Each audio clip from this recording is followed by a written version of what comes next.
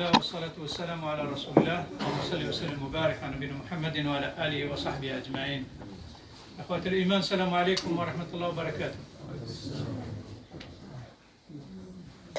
كنا تكلمنا الأسبوع الماضي بعد نفتح إن شاء الله مجال الأسئلة. كنا تكلمنا على فضيل بن عياض، نكمل إن شاء الله نبدأ عليه ثم نشرع في الأسئلة إن شاء الله. Nous avons parlé la semaine passée de Fodil ibn Ayyad. C'est un des successeurs. Il est né en 107 de l'Hégire. Inch'Allah, on va parler un petit peu de lui. Et après, Inch'Allah, on ouvre le champ pour les interrogations ou les questions, Inch'Allah. فالفضيل بن عياض كنا تكلمنا قلنا هو من سمرقند، يعني من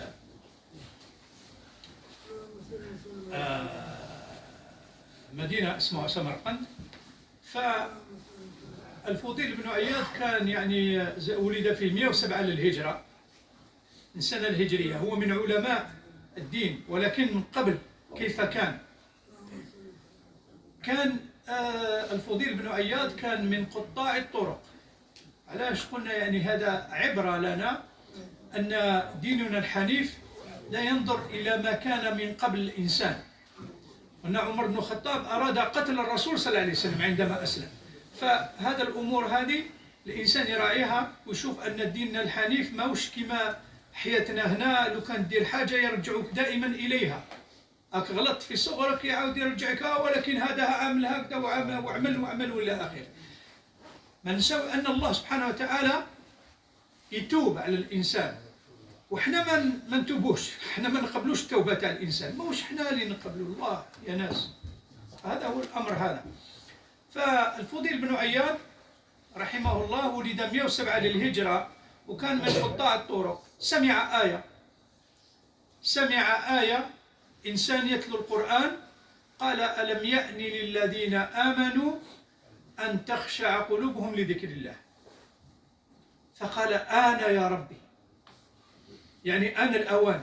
ألم يأني يعني ما لحقش الوقت كما نقولوا حنايا للذين آمنوا أن تخشع قلوبهم من ذكر الله. فقال: الآن يا ربي، هذا هو الوقت. فتاب إلى الله وذهب إلى قبيلة باش يروح المكة. فذهب إلى قبيلة، فعندما نزل بهم الليل قالوا: نسير بالليل. قال بعضهم: لا، إن فضيلا عليه هو، إن فضيلا في الطريق فيقطع علينا. يخافوه، قطاع الطريق معروف مشهور وقوي وإلى آخره. فهو قال: شوف، يعني الله سبحانه وتعالى بعثني لهذا القوم هادو باش يخليني نعود نرضخ إلى الله، نتوب إلى الله. قال له: اللهم إني أتوب إليك واجعل مسكني قرب الحرم. فذهب إلى مكة وتعلم في مكة العلم، تعلم عند الأعمش، وتعلم عند جعفر الصادق، وتعلم عند كبار يعني التابعين. فأصبح عالم يشهد له بالعلم، حتى قال فيه هارون الرشيد ماهوش كما يحكوا الناس، لأن عندما نسمعوا هارون الرشيد نقولوا يعني الغناء ولا آخره. لا، ليس كذلك. كان عنده حلقات علم يحضروا فيها غير كبار العلماء، منهم يعني كان الإمام مالك وإلى آخره. هو اللي أعطى يعني فكرة للإمام مالك، قال له: وطئ لنا، هذا يعني يسر وسهل باش تفهموا الناس. قال له: دير نكتب على الحديث ووطئه لنا. فكتب الموطأ، يعني باش تشوف. هارون الرشيد قال: لم أرى إنسان أهيب، يعني يخاف منه الناس، من الإمام مالك، ولا أورع في الورع، يعني في الخشية الله، من الفضيل بن عياض. هو الذي قال فيه الطبري، الإمام الطبري بن جرير الطبري، قال فيه الإمام ابن جرير الطبري عن فضيل بن عياض، قال لهم: إنه أخوف الناس إلى الله، يعني من أخلاق من تلاميذ الفضيل بن عياض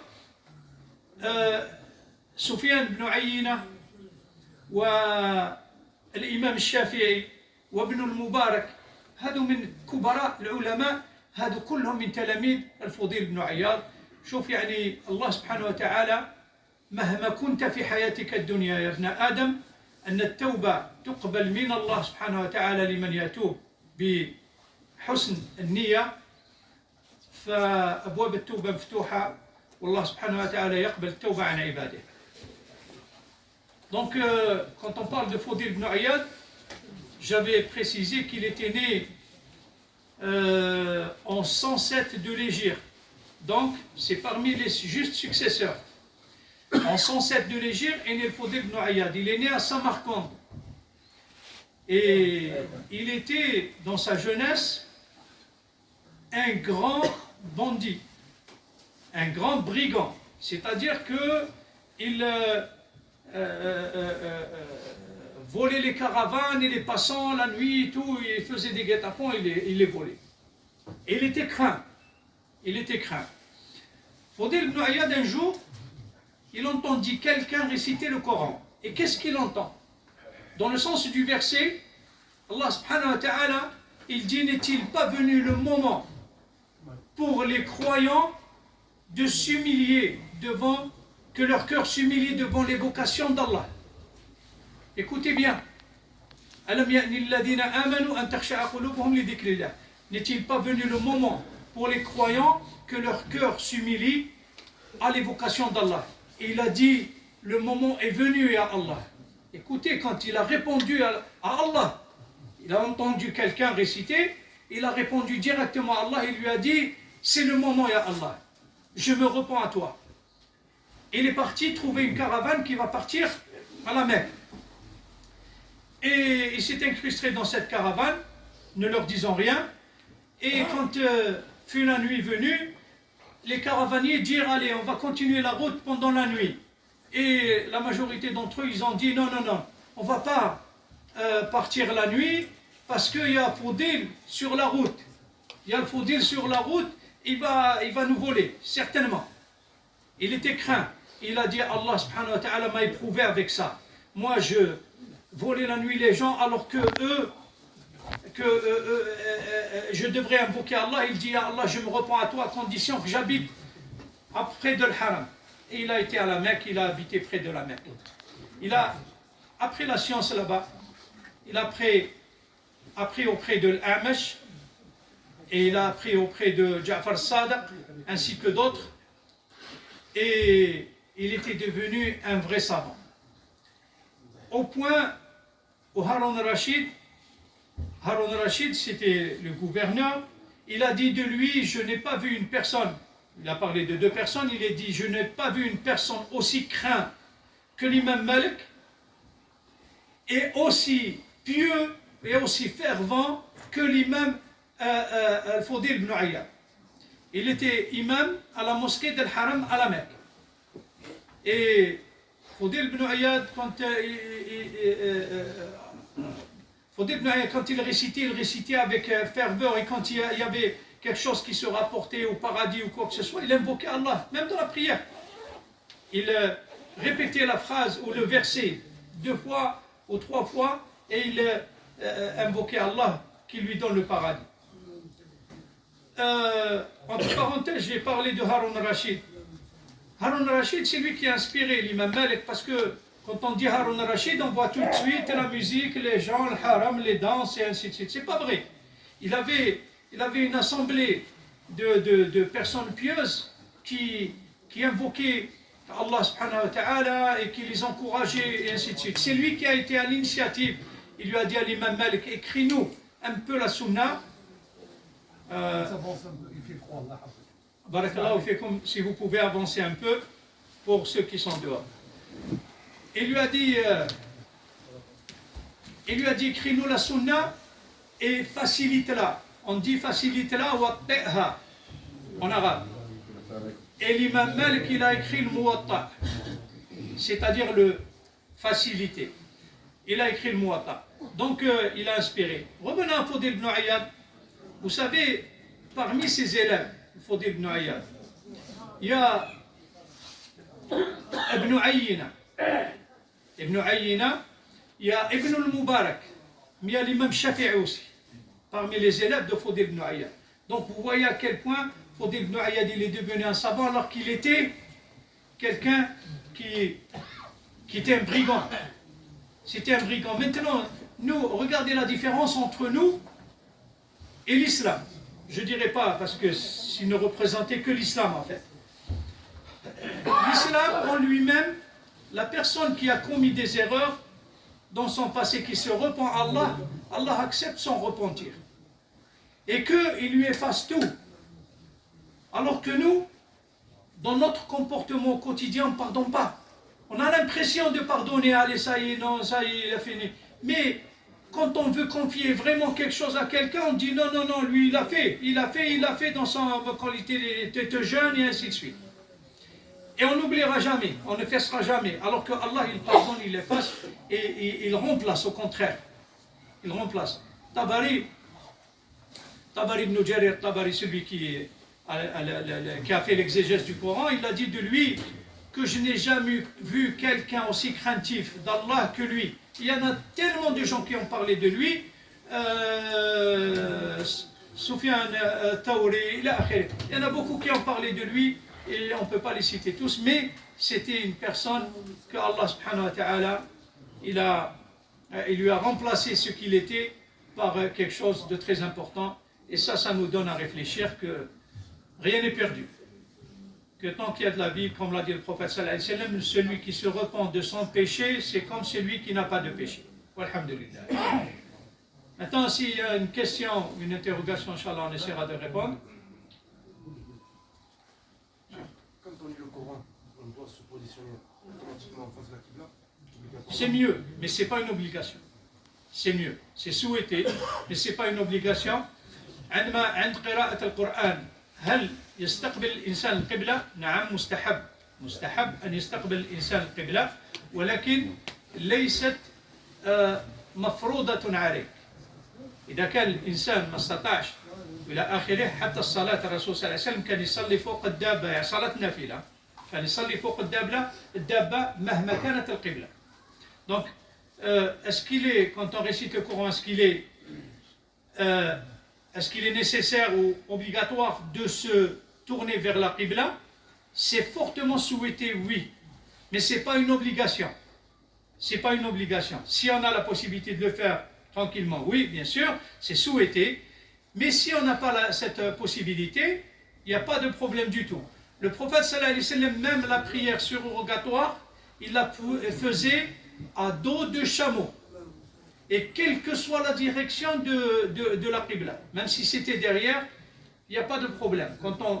Pour la prière surrogatoire, on peut la faire dans n'importe quelle position, et c'est pour cela qu'actuellement ils disent même dans la voiture, ça passe la prière surrogatoire uniquement, pas l'obligatoire.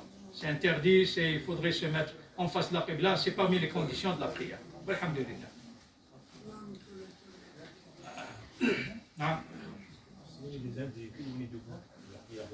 Hein? On a des véhicules où on est debout, de la prière devant, comme un camion. Un camion où on est debout à l'arrière? Dedans, dans la cabine. Dedans, dans la cabine, c'est mieux par terre. Parce que le prophète sallallahu alayhi wa sallam, quand il a, alhamdoulilah, on a des exemples de notre prophète, alors il a dit c'est le meilleur exemple à suivre. نعود نرجع. آية بسم الله توكل على الله. الجماعة الآن يجمعوا المسجد آخر موش مسجد تاعنا باش يفتحوا مسجد راهم يلموا دراهم إن شاء الله لهذا المشروع وربي يوفق إن شاء الله الجميع. Les gens ils sont en train de faire la quête pour la création d'une mosquée Inch'Allah et pour un projet de mosquée qu'Allah leur facilite ainsi qu'à vous tous qui donnez sur le sentier d'Allah.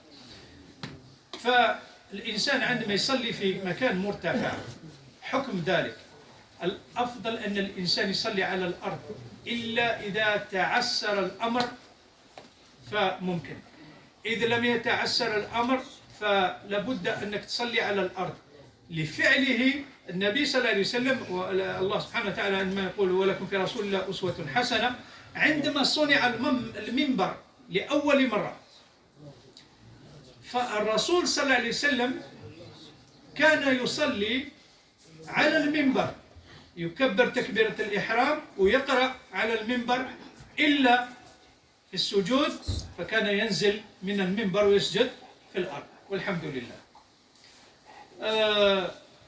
فلهذا القياس أن الأحسن الإنسان يصلي في الأرض. La prière obligatoire, quand on n'a pas quand on a la possibilité de prier à l'intérieur d'un camion, il m'a posé la question, le frère. C'est dans l'ultime recours si on n'a vraiment pas la possibilité de prier par terre, parce que l'obligation c'est par terre. Et pourquoi l'obligation c'est par terre? On revient à ce qu'a fait le prophète sallallahu alayhi wa sallam, que Allah il nous a dit, c'est le meilleur exemple à suivre. Le prophète sallallahu alayhi wa sallam, à la création de le minbar pour la première fois, qu'est-ce qu'il a fait? Il a prié sur le minbar. Sur le minbar, il a fait takbir al-ihram, il a récité le Coran.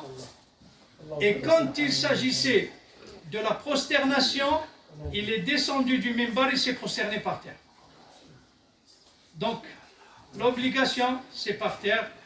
Mais, alhamdoulilah, notre religion nous dit que si on est dans la contrainte, qu'il n'y a pas, par exemple, par terre, il y a de la neige, ou qu'il n'y a pas un endroit, et vraiment c'est l'obligation, là, dans la contrainte, alhamdoulilah, on peut prier.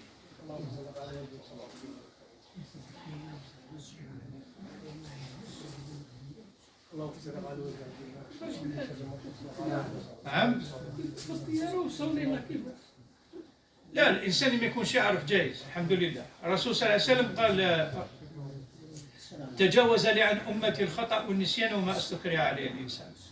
فالإنسان اللي ما يعرفش حاجة ودارها لا جايز لا جائز الحمد لله. Il m'a parlé de barakallahu fik. Quelqu'un qui ne connaissait pas quelque chose et qui le fait, par exemple quelqu'un qui a prié dans la voiture, assis et il a prié comme ça, il ne savait pas. Le prophète sallallahu alayhi wa sallam, il a dit que Allah a dépassé pour ma communauté 3 choses. C'est l'erreur, l'oubli ou la contrainte. Donc vous voyez que si on le fait parce qu'on ne connaissait pas, c'est on ne savait pas, donc là il n'y a pas de problème, Allah ne nous en veut pas pour ça, alhamdulillah. Voilà. نكتفي بهذا القدر اليوم إن شاء الله. بسمك اللهم بحمدك أشهد أن لا إله إلا أنت أستغفرك وأتوب إليك. سبحان ربك رب العزة عما يصفون وسلام على المرسلين والحمد لله رب العالمين.